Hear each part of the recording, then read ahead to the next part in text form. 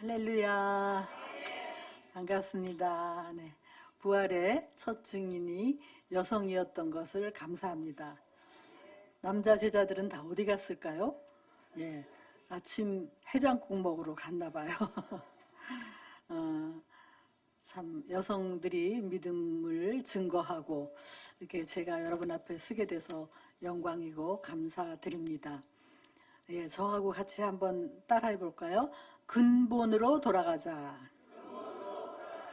네, 여러분 물고기는 물속에 살아야 헤엄치고 마음 놓고 이제 누리고 사는 거죠. 근데 물고기가 어느 날 나에게 자유를 달라 그러고 물 바깥으로 탁 튀어나오면 조금 있으면 죽는 거죠. 물고기는 물속에 살도록 하나님이 창조하셨어요. 그게 인간의 그 도리죠. 근본이에요. 우리 인간은 창세기부터 하나님의 형상으로 우리를 창조하셨다. 그렇게 돼 있어요. 하나님의 형상. 그래서 시편 8편에서는 이렇게 얘기해요. 인간을 천사보다 조금 낮게 했지만 우리를 영광과 존귀로 관을 씌웠다. 우리 인간이 예설아온 게 아니고 하나님을 닮았기 때문에 영광과 존귀로 관을 씌운 소중한 존재인 거죠. 이게 인간의 근본인데 지금 세상은 그거를 인간을 완전히 비하시키고 원숭이 후손이다 이렇게 얘기를 하고 있죠. 그래서 우리가 오늘 다른 게 아니라 이 하나님이 창조주가 계시다. 그럼 나는 피조물이다.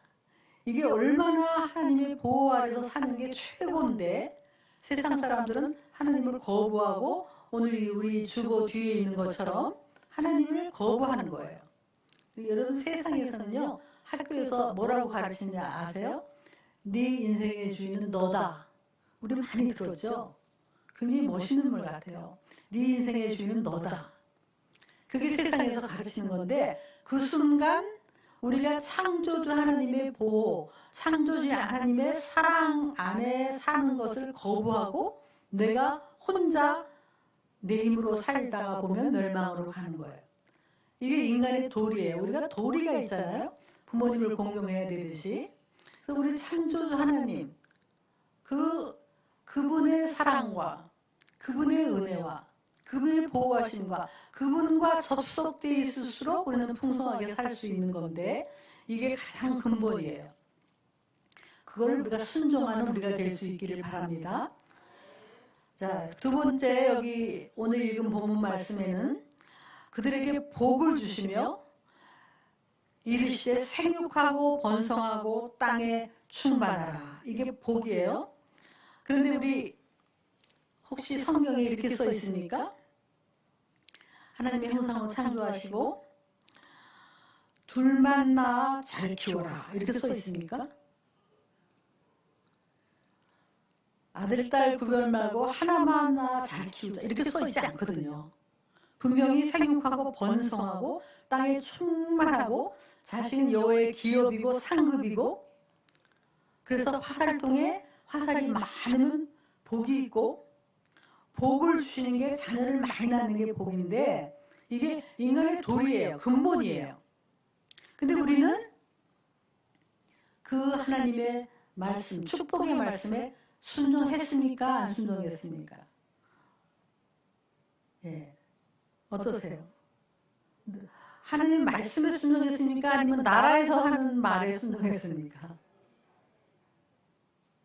지금 가만히 생각해보면 저도 한참 막 결혼하자마자 자녀를 낳을 수 있을 때 우리 주위의 모든 친구들은 마치 누가 뭐라고 해 교회 다니는 모든 친구들이 다 둘만 낳았어요. 둘. 어쩌다가 하나. 둘. 도대체 뭐에 걸렸는지 이 하나님의 이 축복을 주시기 위한 이 하나님의 말씀을 우리들이 순종하지 않았다는 거예요. 저는 지금 생각해보면 그때 제가 교회를 다녔거든요.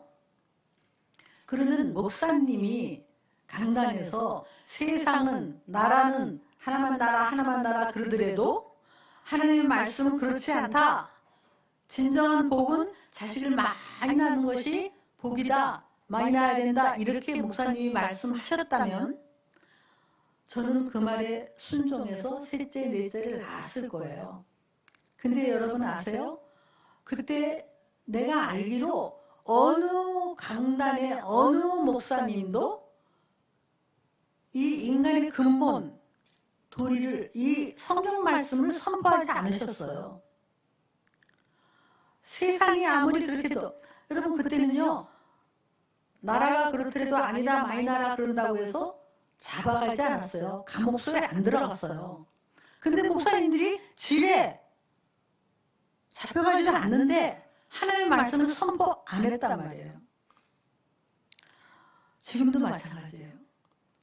아무리 우리가 인간을 두려워해요, 정부를 두려워해요. 하나님의 말씀인데 그걸 선포하지 않았기 때문에 그때 당시 세상 그렇더라도 예수 믿는 사람들도 많이 났으면 그게 복의 복인데 순종하지 않았기 때문에 그 축복을 우리가 못 누리는 거예요. 하나님의 말씀에 순종하면 축복을 누리는 것이 원래 근본이라고요. 저희 시 어른은 경주 사람이에요. 경상도. 그런데 저희 시어머님은 17의 시집을 갖고 초등학교밖에 안 나오셨어요. 그런데 예수를 잘 믿는 분이었고, 근데 그분들은 자녀를 생기는 대로 낳았어요. 그래서 제 남편이 맏아들이고요. 밑으로 딸. 딸을 6을 낳고 또 아들을 하나 더 낳으셨어요. 그러니까 8남매를 낳으셨어요. 그때 당시 시골에서 뭐 양복을 만들고 이렇게 하면서 그 8자녀를 다 키워내셨어요. 지금 8자녀가 다 모이면 우리가 웬만한 개척교회예요. 다 부부가 됐으니까 16. 그래서 제가 이렇게 예배를 인도하면 웬만한 얼마나, 근데 생각해 보세요. 그래서 그들이 또 다 둘씩밖에 안 낳았어요. 그 둘밖에 안 낳아도 모이면 또 곱하기 이렇게 하면 엄청 커져요. 근데 제가 지금 생각하면 그 8자녀가 다 둘이 아니라 4씩, 5씩 낳았다면 진짜 여기 꽉 찰 거예요. 근데 그분들도 그렇게는 안 했지만 어쨌든 우리 시어머니, 시아버지는 정말 시골에서 잘하셨지만 하나님의 말씀에 8을 낳아서 지금 얼마나 축복된 가정을 이루었는지. 가문이에요, 가문. 그게 순종의 축복이에요. 여러분, 가문. 근데 그때 당시에 여러분 왜 우리나라가 산하 제한을 했는 줄 아세요? 그게 미국에서 그 아주 유명한 마가렛 쌩어라고 하는 어떤 여자가 또 많은 단체가 그때 우생학이라는 게 있어요. 우생학은 뭐냐면 열등한 것은 없어지고 우수한 것만 살아남는다. 이게 진화론에서 나온 건데요. 우생학을 막 하는, 그래서 그 여자가 주체가 돼가지고 어떤 생각을 갖고 있냐면 가난하고 장애자가 있고 병들고 아주 열등한 종족은 사라져야 된다. 그런 사상을 갖고 있었어요. 그래서 그 사람들이 산하 제한이라는 이름은 가족계획이라는 이름을 가지고, 그래서 아기를 못 낳는 운동을 했는데, 산하 제한, 주로 어떤 아프리카, 또 인도, 못 사는 나라, 가난한 나라, 자기들이 생각하기에 열등한 나라는 아기를 못 낳게 하려고 돈을 갖다 들이대면서 아기를 안 낳게 했어요. 그 중에 우리나라가 들어갔어요. 우리나라는 그때 그 사람들이 보기에는 열등하고 가난하고 못 살고, 그렇기 때문에 그 사람들이 열심히 우리나라에 와서 정부하고 결탁해서 자녀를 하나만 낳아 둘만 낳아 한 거예요. 그래서 마치 그냥 우리 영화를 보면 막 배가 하나 들어오는데 사람이 많아가지고 뚝뚝 떨어지는 걸 우리가 뉴스로 막 보고 너무 많이 봐서 그게 얼마나 하나님을 대적하는 사상이었는지. 근데 거기에 우리가 다 속아 넘어갔어요. 근데 목사님들이 강단에서, 기독교 강단에서 이 근본 하나님의 이 축복을 선포 못했다는 얘기예요. 우리가 정신 바짝 차려야 돼요. 그래서 우리는 하나님 말씀에 순종해야 되는 이유는 정말 이 순종할 때 우리에게 복이 오는 거예요. 자, 옆에 계신 분한테 한번 하나만 더 나으세요. 한번 해볼까요?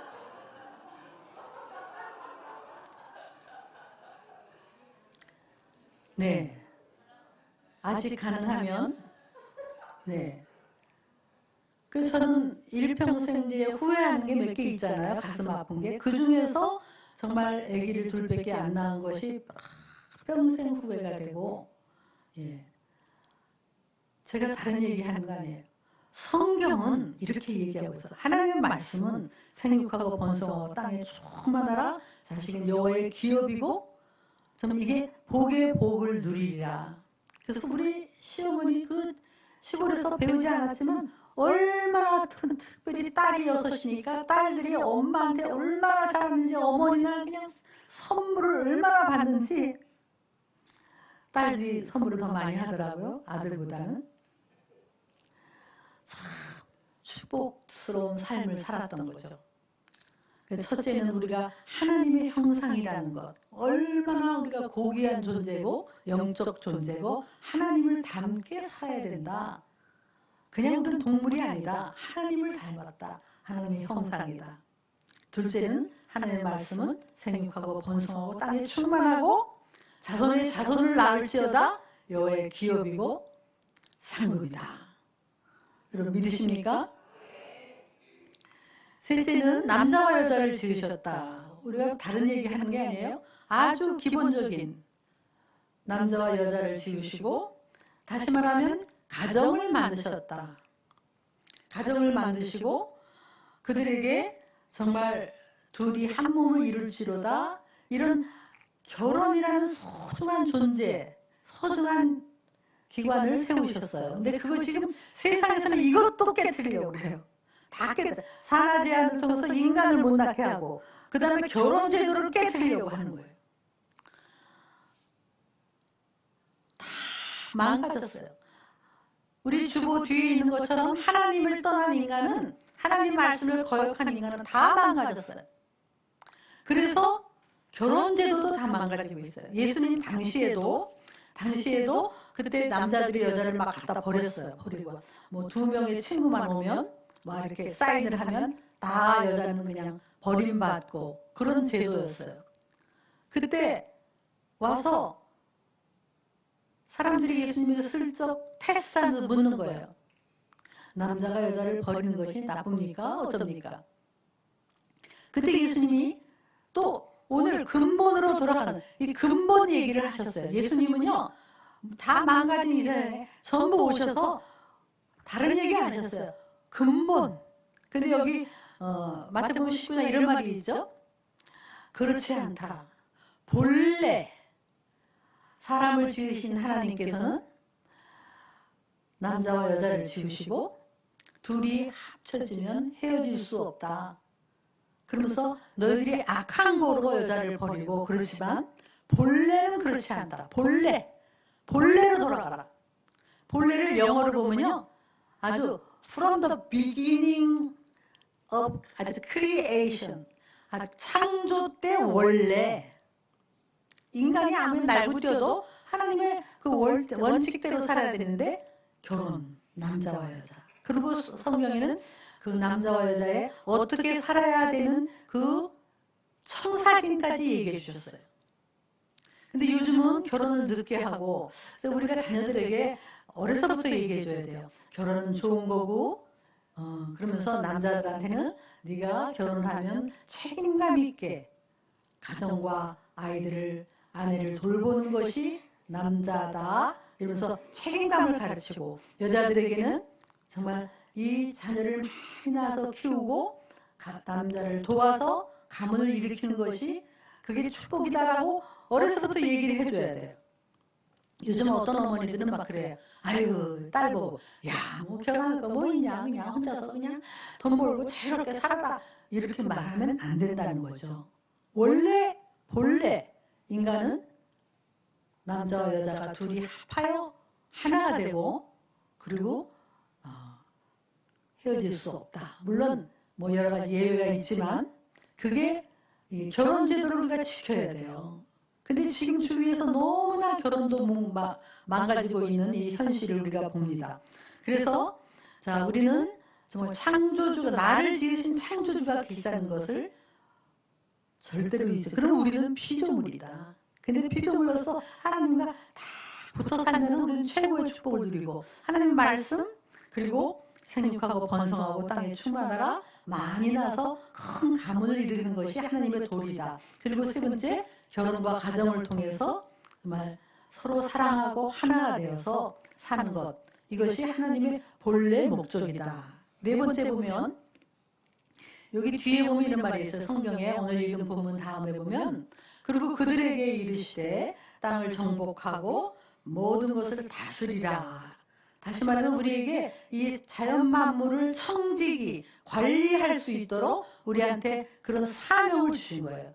그냥 둘이 결혼해서 행복하게 사는 것이 끝이 아니라 우리에게 사명이 있어요. 그래서 제가 결혼하는 젊은이들에게 이제 교육을 시키는 뭐 결혼 예비 학교 이런 것도 했는데 제 책에도 이제 결혼 코칭이라는 책이 있어요. 근데 그 책에 이제 앞에 뭐라고 했냐면 결혼도 비전이다. 결혼도 사명이다. 이런 말을 넣었어요. 여러분, 결혼을 우리가 흔히 이렇게 얘기하죠. 결혼은 등산길이다. 등산길. 둘이 마주보면 넘어진다. 마주보지 말고 손 붙잡고 둘이 한 방향을 향해서 걸어 올라가는 것이 결혼이다. 그럼 한 방향의 맨 위의 정상은 뭐냐? 우리한테 주신 사명. 우리는 사명 없이 태어나는 사람은 없어요. 우리에게 주신 사명을 둘이 함께 이루기 위해서 그 사명을 다하기 위해서 걸어가는 게 결혼이다. 그래서 둘이 동역자고 서로 돕고 하나 되어서 잊지 말아야 될 것은 잘 먹고 잘 사는 게 아니라 우리에게 주신 사명, 사명을. 제가요 1년 반 전에 제가 이제 의사가 저보고 콜레스테롤이 높다, 혈압이 높으니까 약을 먹어라 그랬어요. 근데 제가 그 의사 말을 좀 무시했어요. 약을 안 먹고 내가 해본다. 뭐 이러다가 1년 반 전에 갑자기 이제 이렇게 쓰러져 갖고 병원에 갔어요. 그랬더니 여기 뇌가 1cm가 이제 죽었대요. 1cm가 괴사했다고. 그래가지고 그 1cm가 감당하는 이 운동신경이 대단하더라고요. 그 1cm가 죽었는데 이제 오른쪽을 완전히 이제 못 쓰는 그런 상태가 왔어요. 병원에 이제 누워 있는데 중환자실에 이렇게 쫙 누워 있었어요. 근데 도대체 이게 뭐 내가 어떻게 되는지 알 수가 없는 거예요. 산소통을 제 코에다 갖다 들이대고 막 그렇게 하는데 뭐 누가 설명도 안 해주니까 그냥 누워 있었어요. 근데 옆에 비상벨이 이렇게 있더라고요. 그래서 제가 비상벨을 꽉 눌렀어요. 그랬더니 막 간호사가 와요. 오더니 왜 눌렀냐고 그래요. 그래서 제가 저는요 연명 치료하지 말아주세요 그랬어요. 그러더니 그 간호원이 딱 이러면서 환자는 그 정도 아니니까 나가서 하든지 말든지 하세요. 부르지 마세요. 그러고 가더라고요. 그래서 내가 그 정도 아닌가 보다. 그러면 내가 이대로 끝나는 게 아니고 그랬어요. 그래서 거기서 이제 하고 나와가지고 이제 재활을 하고 이렇게 하는데 제가 그러면서 다시 제가 뭐 10년이든 다시 살 수 있구나. 그런 생각도 지금은 열심히 혈압약 먹고 콜레스테롤 약 먹고 그리고 이제 재활을 해서 이렇게 왔다 갔다 할 수 있는데 제가 그때 이랬어요. 나에게 10년이든 언제든 나에게 이 나머지 인생을 아직도 남아있다는 것은 사명이 있구나. 뭔가 그래서 하루하루가 아주 충만하게 내가 어떻게 하면 이 사명을 감당할 것인가 이거를 가지고 이제 살아가는 거예요.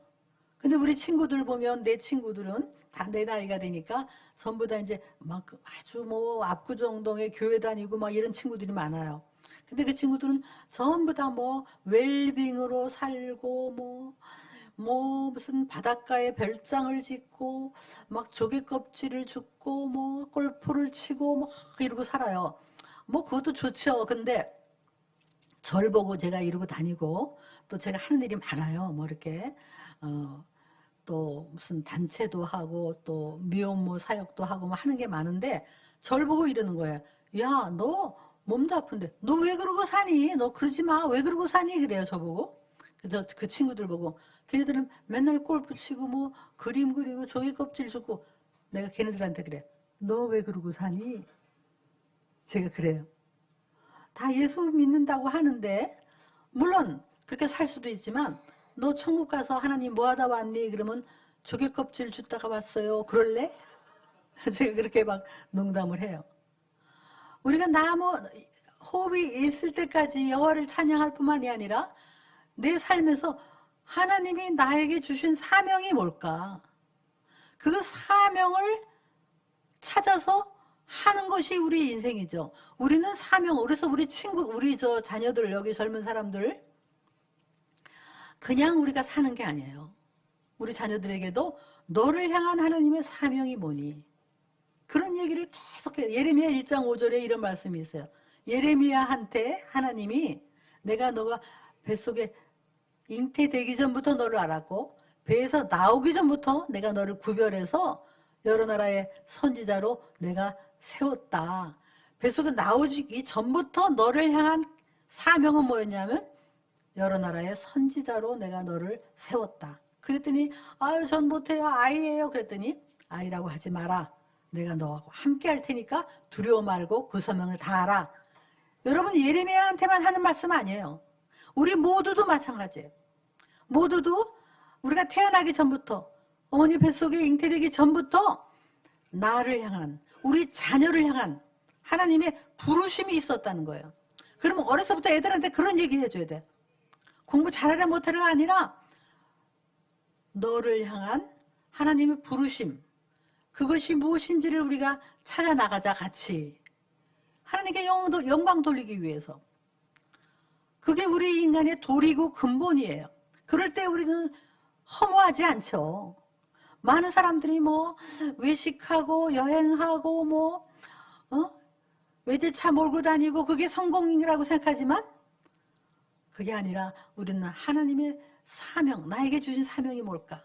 그게 크던 작던 어떤 일을 그걸 눈을 뜨고 찾는 거예요. 그래서 제가 여러 가지 무슨 여성 단체 낙태 반대 이런 운동도 하고 있고요. 그 다음에 우리 미혼모 아이들 아이들 한 30 몇 명, 의명을 애들을 또 키우는 그런 기관도 제가 이렇게 이사장으로 이렇게 섬기고 있고, 제가요, 그 아이들한테 그런 얘기를 했어요. 제가 이렇게 아프고 나서 그 아들 만나서 막 같이 뭐 사주고 먹을 거 사주고 그러면서 내가 얘기를 했어요.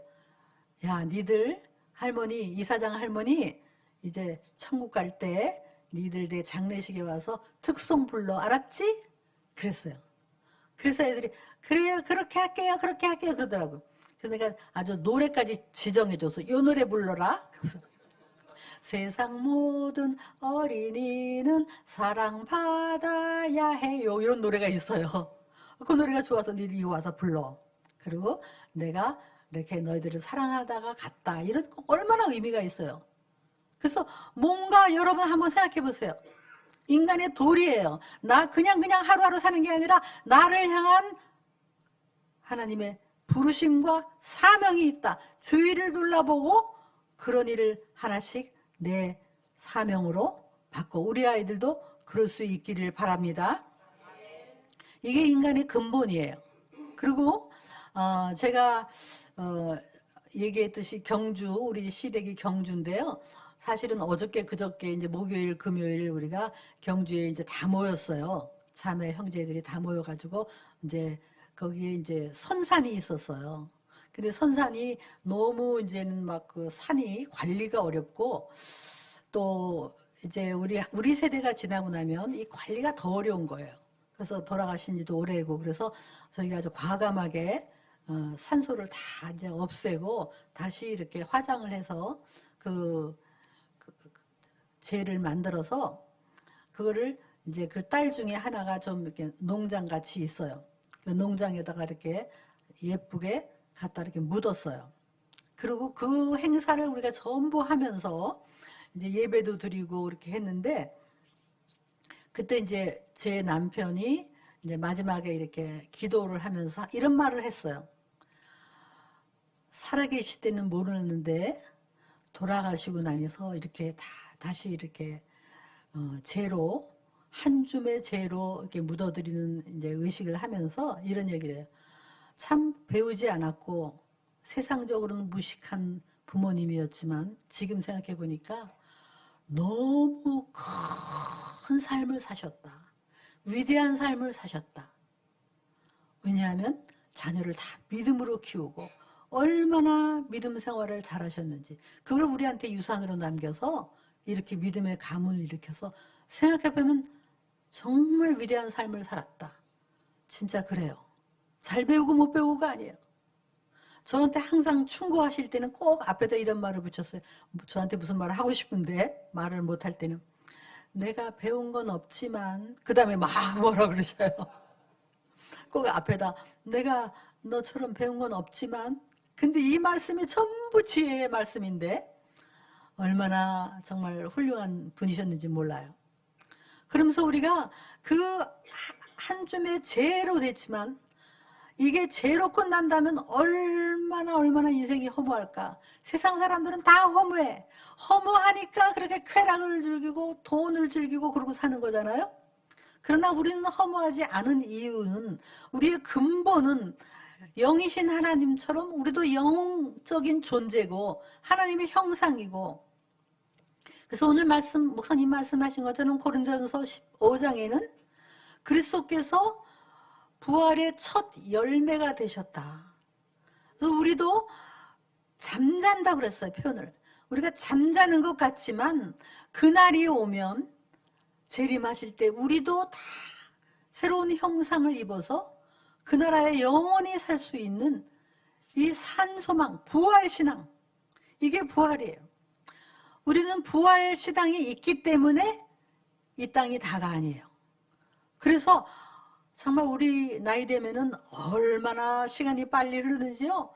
막 2025년 벌써 반 지났고 막 하루하루가 막 그냥 천국 갈 날을 기다릴 정도로 빨라요. 얼마나 세상 사람들은 허무할까. 근데 우리는 허무하지 않아요. 왜냐하면 우리가 이 세상이 끝이 아니라 정말 하나님이 영원한 산소망을 주시고 부활의 첫 열매이신 그리스도 예수 그리스도를 따라간다면 우리는 그 아름다운 나라에서 주님의 얼굴을 뵈면서 영원히 살 수 있다라는 이 진리, 이게 근본이고 인간의 도리예요. 여러분, 자연 만물을 보면 이 부활을 우리가 맛볼 수 있는 여러 가지 표징들이 있어요. 표징. 예를 들면 땅에 씨가 썩어요. 씨가 없어. 씨가 좀 있으면 다 흐물흐물 없어져. 그래서 씨가 없어졌나 보다 하는데 조금 있으면 이만한 싹이 나오고 그게 나중에는 열매를 맺고 나무가 되고 꽃이 되고, 이것도 가만히 보면 부활 아닙니까?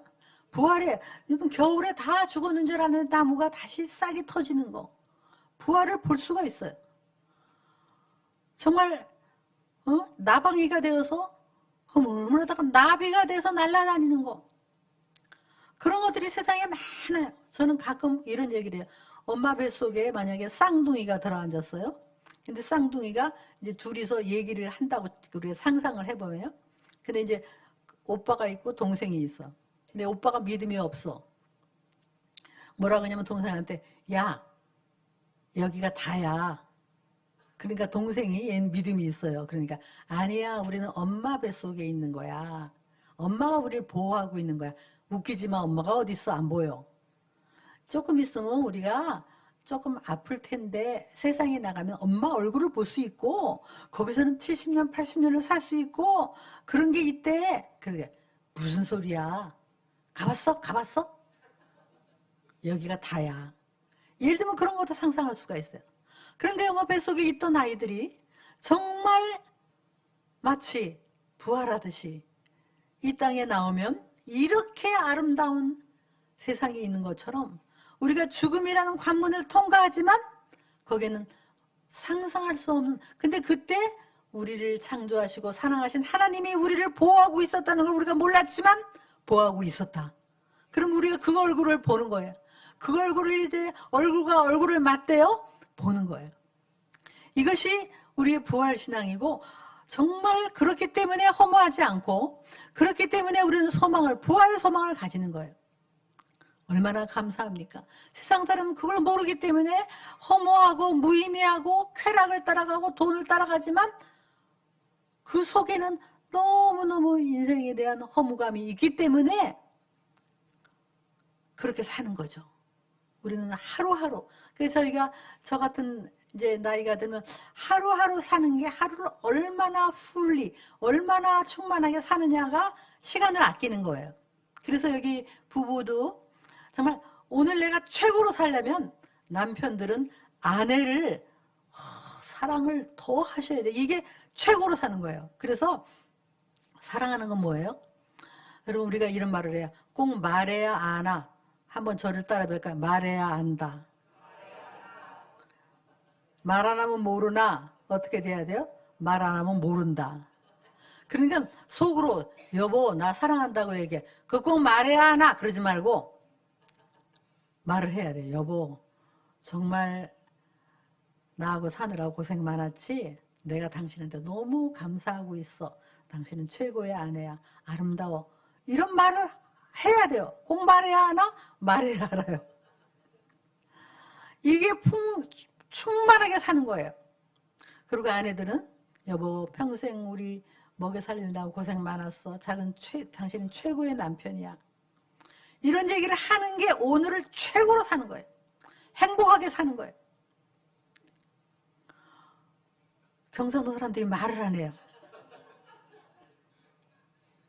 뭐라 그러면 시끄럽다 이러고.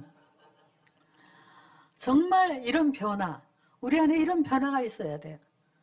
아까 얘기했듯이 저희 남편은 경상도에 맏아들이고 밑으로 딸이 많으니까 어떻게 자랐겠어요. 완전히 경상도 문화가 있잖아요. 그리고 제가 결혼하니까 저희 남편은 저한테, 제가 여보 식사하세요 그러면 알았다, 니는 안 먹나 뭐 이래요. 그러면서 너 어디 갔다 왔어? 야 너 이렇게 얘기를 해요. 그래서 그런가 보다 했는데 이제 믿음 생활 하고 우리도 리더가 되고 남편도 리더가 되니까 제가 어느 날 남편한테 얘기해서 여보 정말 성경에는 아내를 귀히 여겨라 그랬고, 정말 이제는 당신도 나한테 그렇게 야 그렇게 하지 말고 말을 좀 존칭을 써준다면 내가 정말 나도 더 잘할게요 이렇게 얘기를 했어요. 저희 남편이 그 다음부터 안 불러. 와서 툭툭 치기만 하고 안 불러. 그러고 있는데 밖에 어느 날 앉아 있는데 밖에서 전화로 아마 처음으로 뭐라 그러냐면 여보 식사하셨소? 조심해 보시오 그러고 탁 끊어버려. 근데 제가 나도 어색해요. 근데 제가 굉장히 감동이에요. 그 집에 와서 그래서 여보 당신 오래된 그 전통 습관 깨기 어려웠을 텐데 당신이 아까 그렇게 말하니까 제가 눈물이 났어요. 나도 더 잘할게요. 그리고 아빠가 변한 모습을 아이들이 보면서 아빠를 존경을 하는 거예요. 우리가 그런 정말 하루하루 어떤 변화를 가지고, 성경에는 남자와 여자를 똑같이 하나님의 형상, 그리고 예수님이 이 땅에 오셨을 때 얼마나 여성들을 존귀하게 따라 내 믿음이 너를 구원했다. 얼마나. 그래서 예수 믿는 가정은 남편들이 아내를 사랑하고 아내들은 남편을 세워주고 이런 놀라운 청사진이 있는 거예요. 이게 인간의 근본이고 도리예요. 그 다음에 마지막으로 우리는 창조주 하나님을 인정해야 되고 하나님의 명령인 생육하고 번성하고 충만하는 거에 순종해야 되고, 그 다음에 결혼을 귀히 여겨야 되고, 그리고 우리 사명을 따라 사는 거다.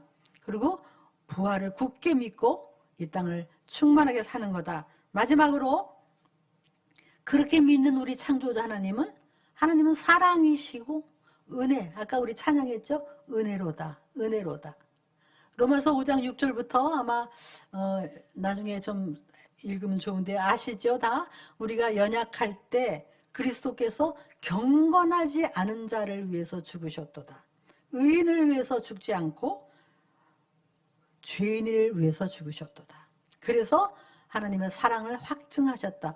만약에 하나님이 창조주가 계신데 그분이 아주 사랑이 아니라면 이 땅이 어떻게 됐을까? 근데 그분이 사랑이신데 어떤 사랑이냐? 죄인을 사랑하셨다는 거예요. 경건하지 않은 자를 사랑하셨다고. 연약할 때 사랑하셨다고. 이걸 은혜라고 하는데 그걸 심리학에서는 조건 없는 사랑이라고 얘기해요.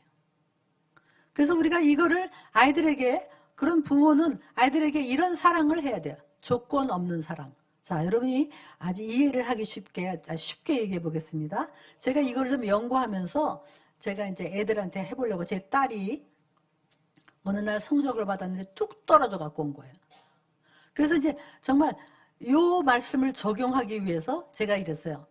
성적이 떨어졌어. 엄마가 너를 사랑하는 것은 성적이 올라서만이 아니라 오르던 떨어지던 엄마는 너를 사랑해. 이렇게 얘기했어요.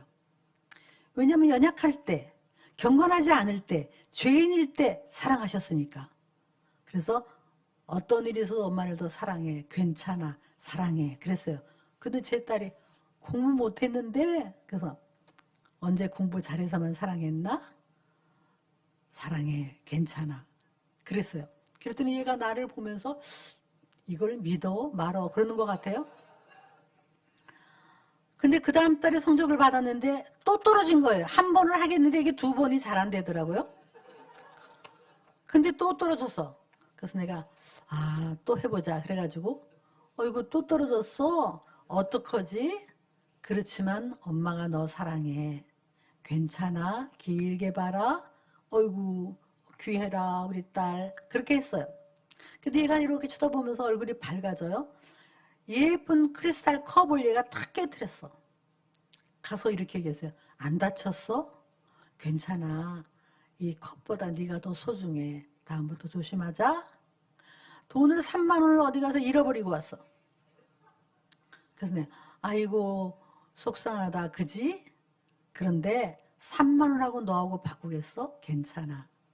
사람은 누구나 실수할 수 있어. 그렇게 얘기했어요. 그랬더니 얘가 이제 정말 무슨 일이 있어도 내가 사랑받는구나가 이제 마음속에 들어갔나 봐요. 한 7개월, 8개월 흘렀던 것 같아요. 아이고 애가 얼굴이 밝아지고 아주 나하고 가까워지고. 근데 밖에서 나를 부르는데 오늘 막 엄마 빨리 문 열어주세요. 아이고 순차 아이고 뛰어왔네. 아이고 띵동띵동 하고 막 들어오면서 엄마 성적표 받았는데요. 또 떨어졌다 이러고 들어와요. 나는 올랐다는 거 줄 알았어.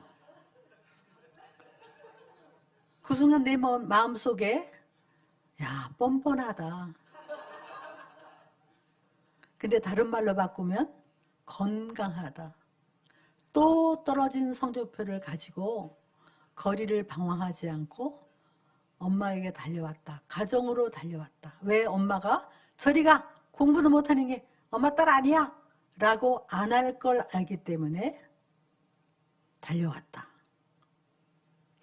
제가 안아주면서 어이구 또 떨어졌어? 그렇지만 엄마가 너 사랑해. 그랬더니 엄마 내 친구 은영이가 이번에 1등 했다? 그 말이나 하지 말지. 그래서 제가 그랬어요. 아이고 부럽다 그지? 그렇지만 1등한 딸 10명 데리고 와봐. 우리 딸 안 바꾸지? 그랬더니 엄마 우리 학교 앞에 문방구에 돈 2만 원을 내면 성적표를 똑같이 숫자랑 다르게 찍어준다 컴퓨터로. 찬송가에 이런 찬송가가 있어요. 세상 모두 사랑 없어 냉랭함을 아느냐. 아이들도 소리질러 사랑달라 외치네. 어떤 사랑? 뭘 잘해서가 아니라 못해서가 아니라 실패를 해도 어떤 일이 있어도 그 사랑을 우리는 부모는 하나님의 그 사랑을 애들에게 전달하고 느낄 수 있도록 해주는 것이 우리의 사명이에요. 우리를 통해서 하나님의 사랑을 느껴야 돼요. 그래서 우리 딸은 예수님이 자기 사랑한다는 걸 확실히 믿고, 엄마 우리 친구들은 잘 모르겠대. 나는 너무너무 느껴. 그러면서 믿음 생활을 하고, 지금도 인생을 살면서 때로는 어렵지만 그 신앙으로 일어날 수 있는 거, 우리가 그걸 전해야 돼. 부모는, 특히 아버지는 아이들에게 그런 사랑을 전해야 돼. 공부를 잘해서만이 아니라. 그래서 여러분 이 말씀 끝나고 오늘 낮에 여러분 자녀에게 문자를 하나 이렇게 날리세요. 카톡을 날리든지. 지금 뭐 잘난 척하고 그런 애들은 안 해도 되는데, 지금 이렇게 좀 실패하고 어려움에 겪고 우리하고 좀 거리가 멀어진 자녀가 있으면 카톡을 보내는 겁니다. 이렇게 보내는 거예요.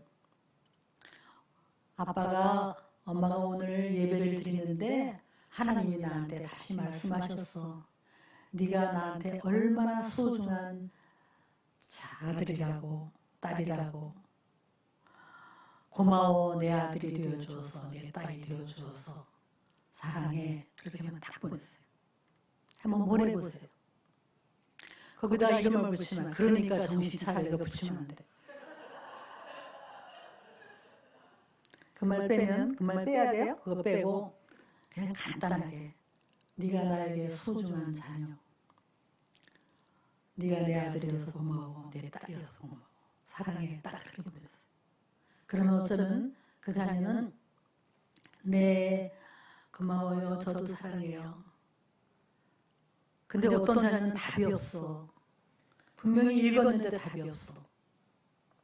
그 자녀는 그걸 보면서 내가 이 모양 이 꼴인데 아빠가 나를 사랑하신다고, 자랑스럽다고 저만큼 갔다가 다시 와서 읽고, 내가 실패했는데 나를 사랑하신다고 읽고, 그러면서 회복이 되고. 그게 하나님의 사랑 아니에요. 하나님은 의인을 찾아오신 게 아니라 죄인을 찾아오신 거예요.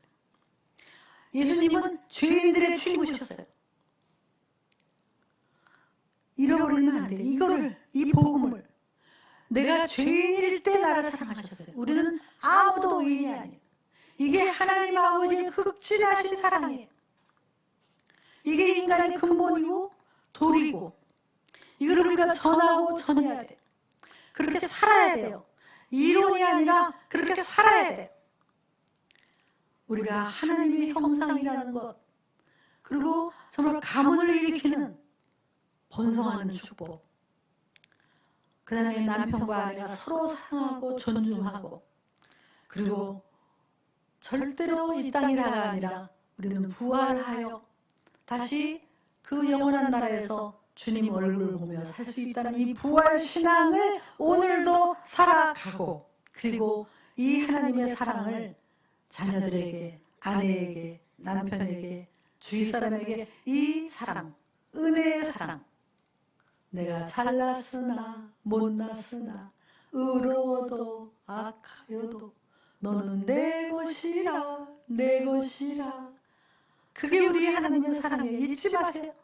우리 봉사 많이 해서 의인이 아니라 우리는 모두 하나님 앞에는 죄인이지만 그 죄인을 찾아오셔서 이 땅에 십자가에 못 박히시고 부활하셨기 때문에 우리는 천국에 들어갈 수 있다는 이 가장 기본적이고 근본적이고 이 말씀에 순종하여 그 순종이 축복이 될 수 있기를 예수님의 이름으로 축복합니다.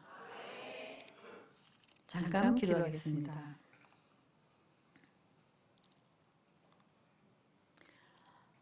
부모를 통해 하나님의 사랑, 예수님의 사랑이 거부감 없이 우리 자녀에게 전달될 수 있도록, 나는 어떤 아버지인가, 어떤 어머니인가, 우리가 부활을 가지고 산다면 부활 신앙을 어떻게 살아갈 것인가, 얼마나 풍성한 삶, 허무하지 않고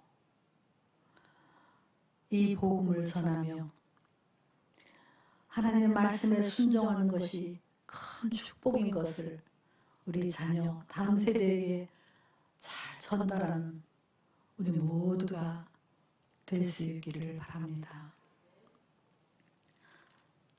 나의 창조주 하나님 감사합니다.